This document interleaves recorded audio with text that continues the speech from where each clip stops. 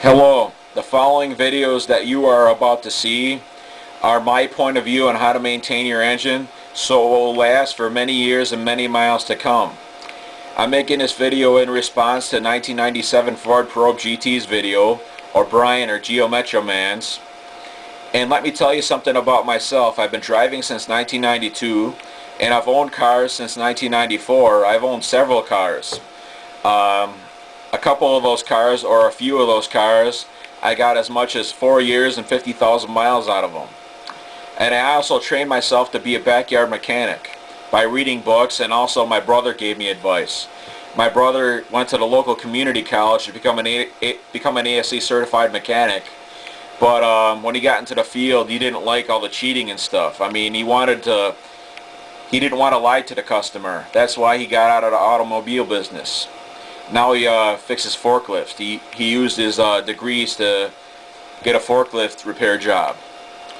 And yes, I mean, I've been owning cars and working on cars as a backyard mechanic since 1994. I mean, I replaced practically everything on a car besides like taking an engine out or disassembling an engine.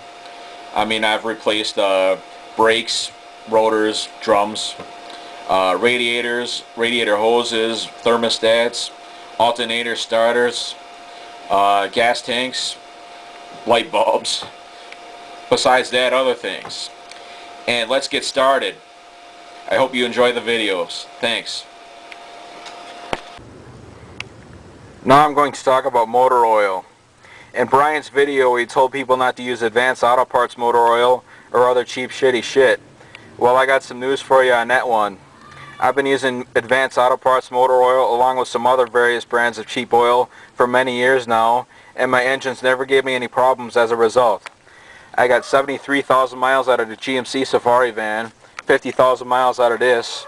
Engine still ran good, all with using regular cheap, ordinary motor oil, non-synthetic. Whatever was on sale in a case that was a good deal, I bought. And whenever I would change the oil every 3,000 miles, I always would put the same brand name in along with the same viscosity. I never mixed brand names and viscosities together. And if you think about it, all this motor oil that's in bottles, it's probably all made at the same place. They just put a different label on it and mark up the price to confuse you people, trying to screw the customer. Personally, I think there should be a Penn and Teller bullshit experiment on motor oil. And like I said, I always change my oil every 3,000 miles. I always would change the engine oil filter along with changing the engine oil. Because if you don't change the engine oil filter, there could be as much as 1 quart left of dirty oil left in the oil filter when doing an oil change. And mixing new oil with dirty oil does not mix. It does not sound too good, does it? You want to keep everything clean. You want clean engine oil throughout the oil filter and throughout the engine. So always change your oil filter every oil change, along with changing the engine oil. And every gasoline fill up, you check the oil. You pull the dipstick out, you wipe it with a rag, and you shove it back in. Shove it back in, and then pull it out. Then you check your level. And if you need to add some oil, I always put the same brand name and the same viscosity in if I need to add oil. But if the engine oil change is over, let's say I go over 3,000 miles by not doing an oil change, I just add Speedway oil or any other oil that I can find, because I'm just adding to bring up the level. And as far as synthetic oil is concerned, back in high school my shop teacher told me that it's best to use synthetic oil in a newer engine rather than an older engine, because the newer engine is a better investment. And here's my thought on it too.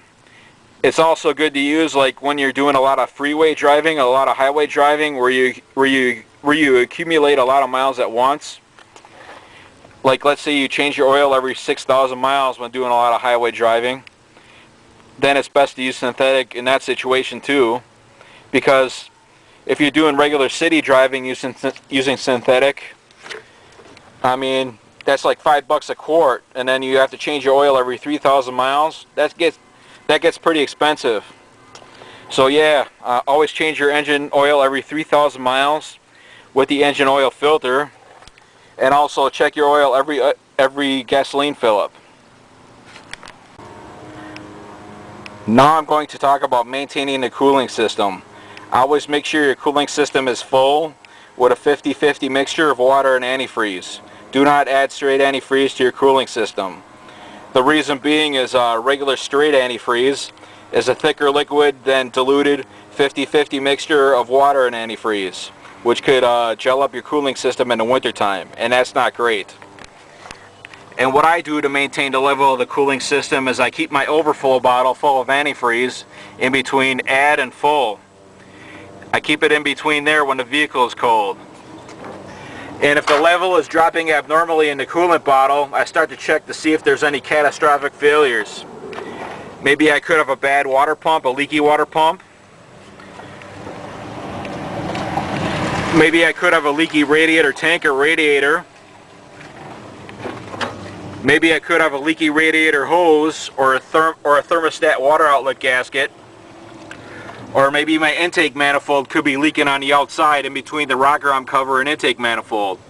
Usually there's a little valley in here, it would puddle with antifreeze. And that's not great either. And if I can't find anything of those wrong, I start to check the engine oil color. I pull the dipstick out and I check the oil, and if the oil is like milkshake like or chocolate milk like, I could have a bad cylinder head gasket, a cracked cylinder head, or cracked engine block, and those things ain't great to have. And usually when that happens, the antifreeze mixes in with the oil, and if the antifreeze mixes in with the oil, antifreeze starts to burn in the combustion chambers, which causes white smoke in your exhaust. When a vehicle is cold, you're supposed to have normal white smoke, but if you get white smoke when it's warm, that means you could have something catastrophic wrong. White smoke constantly, big clouds, that sort of crap, and that ain't great to have. And once every 1.5 to 2 years, always flush your cooling system out of old coolant and add a new coolant mixture in. You can go to the auto parts store. They sell these flush and fill kits, which you tap into the heater hose line and you flush your cooling system out with a garden hose. You take your radiator cap off and you put this little elbow on it, and you turn on the garden hose and you just let the coolant back flush out, and back flush it out into a bucket or something. Don't drain it out into the drains. That ain't good for the environment. Or just drain your radiator first, then back flush it out. And once the water is clear that's coming out of the radiator, there's enough clean water in the engine block for a 50-50 solution, so you just add enough coolant till the radiator's full, and when the system pressurizes, it will mix by itself. And if you're changing thermostats out, do not buy the cheap thermostats, the cheap $3 ones. Buy the Stant Superstats or thermostats from the dealer. Because if you buy cheap thermostats, they don't last for crap. And yeah, I mean, always keep your cooling system full of a 50-50 mixture of water and antifreeze. And when the vehicle is overheated, the best thing to do is pull over on the side of the road and shut the engine off. Or better yet, call a tow truck. Because if you drive with an overheated engine, you'll damage even more costly things. And those things ain't good. And what I like to do every once in a while is to check to see if the radiator fan is working. What I do is I warm the engine up by driving it, put the vehicle in park in the driveway, and check to see if the fan turns on and off. If the fan turns on and off, that means the system is working great, the cooling system, and the fan turns on when it's needed. If the fan doesn't turn on, I may have a bad coolant sensor or something electrical wrong, or possibly a bad fan motor. And yes, do not drive with the vehicle when it's overheated. Do not drive with the engine overheated because you'll be creating even more problems.